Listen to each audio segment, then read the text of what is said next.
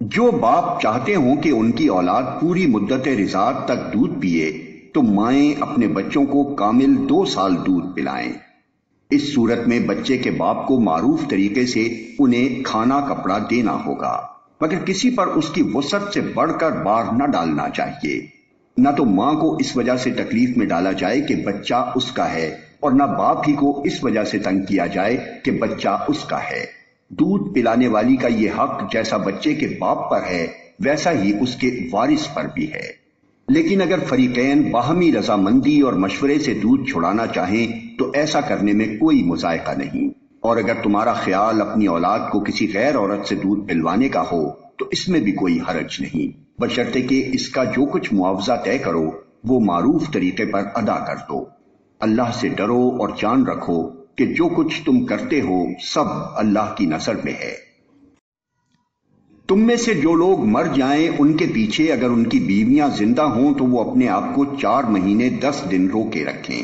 پھر جب ان کی عدت پوری ہو جائے تو انہیں اختیار ہے اپنی ذات کے معاملے میں معروف طریقے سے جو چاہیں کریں، تم پر اس کی کوئی ذمہ داری نہیں ہے۔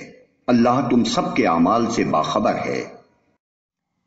زمانہ عدت میں خاتم ان بیوہ عورتوں کے ساتھ منگنی کا ارادہ اشارے کنائے میں ظاہر کر دو، خواہ دل میں چھپائے رکھو، دونوں صورتوں میں کوئی مذائقہ نہیں۔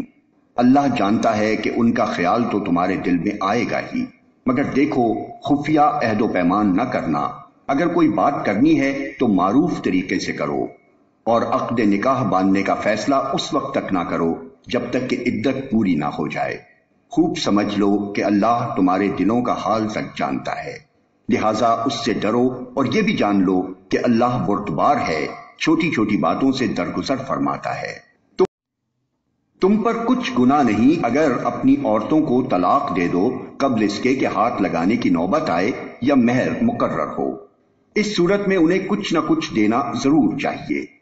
خوشحال آدمی اپنی مقدرت کے مطابق اور غریب اپنی مقدرت کے مطابق معروف طریقے سے دے، یہ حق ہے نیک آدمیوں پر۔ اور اگر تم نے ہاتھ لگانے سے پہلے طلاق دی ہو لیکن مہر مقرر کیا جا چکا ہو تو اس صورت میں نصف مہر دینا ہوگا۔ یہ اور بات ہے کہ عورت نرمی برتے اور مہر نہ لے، یا وہ مرد جس کے اختیار میں عقد نکاح ہے نرمی سے کام لے اور پورا مہر دے دے، اور تم یعنی مرد نرمی سے کام لو تو یہ تقوی سے زیادہ مناسبت رکھتا ہے۔ آپس کے معاملات میں فیاضی کو نہ بھولو، تمہارے اعمال کو اللہ دیکھ رہا ہے۔ اپنی نمازوں کی نگہداشت رکھو، خصوصاً ایسی نماز کی جو محاسن صلاۃ کی جامع ہو۔ اللہ کے آگے اس طرح کھڑے ہو جیسے فرما بردار غلام کھڑے ہوتے ہیں۔ بد امنی کی حالت ہو تو خواہ پیدل ہو خواہ سوار، جس طرح ممکن ہو نماز پڑھو، اور جب امن میسر آ جائے تو اللہ کو اس طریقے سے یاد کرو جو اس نے تمہیں سکھا دیا ہے جس سے تم پہلے ناواقف تھے۔ تم میں سے جو لوگ وفات پائیں اور پیچھے بیویاں چھوڑ رہے ہوں ان کو چاہیے کہ اپنی بیویوں کے حق میں یہ وصیت کر جائیں کہ 1 سال تک ان کو نان و نفقہ دیا جائے اور وہ گھر سے نہ نکالی جائیں۔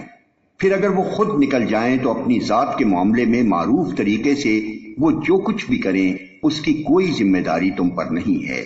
اللہ سب پر غالب اقتدار رکھنے والا اور حکیم و دانا ہے۔ اسی طرح جن عورتوں کو طلاق دی گئی ہو انہیں بھی مناسب طور پر کچھ نہ کچھ دے کر رخصت کیا جائے، یہ حق ہے متقی لوگوں پر۔ اس طرح اللہ اپنے احکام تمہیں صاف صاف بتاتا ہے۔ امید ہے کہ تم سمجھ بوجھ کر کام کرو گے۔